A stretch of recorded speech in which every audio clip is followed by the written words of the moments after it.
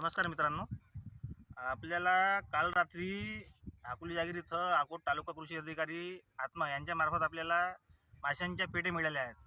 आणि त्या माशांच्या पेट्या अशा महत्त्वाच्या वेळेला मिळाल्या आपल्याला की ज्यावेळेला आपली फुलधारणा सुरू होती.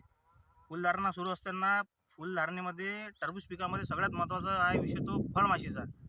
फळमाशी म्हणजे आपली मधुमाशीचा.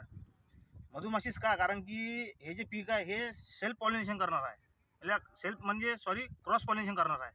याला मधुमाशीशिवाय पर्याय नाही. कारण की ज्या वेळेस मधुमाशी परागकण पॉलिनेशन करतो त्यावेळेसच तुमचं फळ तयार होते आणि फळ हे ॲक्युरेट सरळ तयार होते.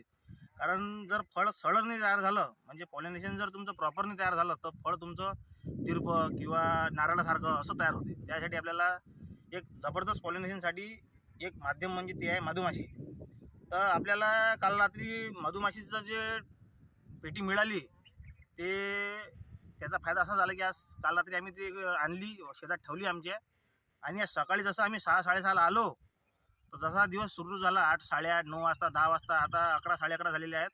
आम्ही पाहून आलो की एवढ्या फास्टली त्या माश्या आमच्या प्लॉटमध्ये फिरत आहेत आणि खूप जबरदस्त पॉलिनेशन सुरू आहे. तुम्ही त्या शिल्यावर जा किंवा त्या कोपऱ्यात जा. आता आमचा पूर्ण 6 एकराचा प्लॉट आहे किंवा तिकडे जा, पूर्ण शेतामध्ये ते माशीचं जे वर्गीकरण आहे ते सुरू झालेलं आहे.